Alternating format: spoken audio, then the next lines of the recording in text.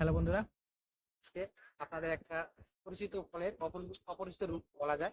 মানে মানুষে হয়তো আগে এটা খুব ভালো করে চিনতো, এখন খুব কম চেনে। তো সেরকম একটা ফলের সাথে আজকে পরিচয় করে দিতে যাচ্ছি। আসুন আমার সাথে।